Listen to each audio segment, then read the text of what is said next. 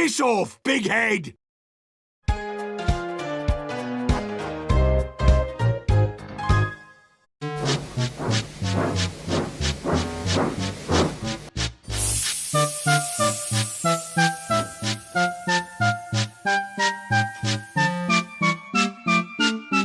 Hi, Thomas. May, Ming, great to see you two again. Mom and I wanted to see how things were going for you today. Yeah, I even got myself coffee on the way here. Oh, I'm doing okay. I'm just not really happy at the moment. What's the matter? Thinking about my biggest failures. Failures? What kind of failures? I know I had mine. You want to know? Alright, now listen carefully. Our story begins all the way back in 1953. The Railway series had grown very popular, and there was interest in adapting it for TV. Somehow, the BBC acquired the rights to adapt 2 stories from the 3 railway engines for television. The program was to be filmed live, with Julia Lang as its narrator, along with modified models made to create the engines and rolling stock. Wow. Yeah, wow. The first broadcast was to be filmed on Sunday, June 14th, with the second broadcast being on the 28th. When we first heard the news, we were excited but concerned at the same time. But we ultimately decided to wait until the day came. And then, on June 14th, the day finally came.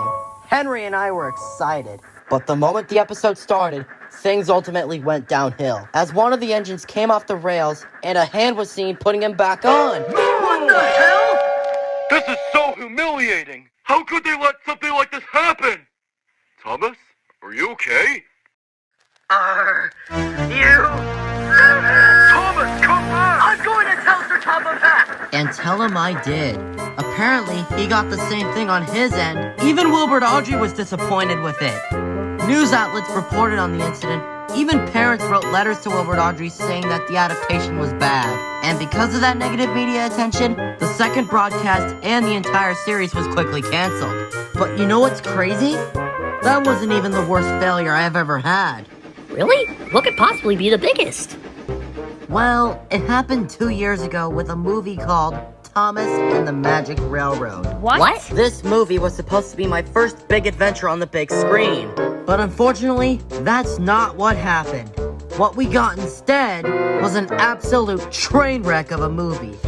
The plot was so convoluted and nonsensical, a lot of stuff had to be taken out, like an entire villain, and the voice cast had to be changed. The humans got more screen time than me when I'm the main character, and it was supposed to be my movie. But in my opinion, the worst part of the whole movie? The magic element. It completely threw any sense of this being real life out the window entirely. Needless to say, as a result of the many changes, the movie flopped. It costed a total of $19 million to make and only made a few percent of its budget back. Due to all the bad reception, Brett Allcroft unfortunately had to resign from her own company as a result. As for me, that movie cost me total embarrassment. Every time people saw me, they would look at me and say, "Oh my god, it's the talking train from the movie with a magic engine." It was bad. I just could not live with the fact that that movie ruined how the public could see me.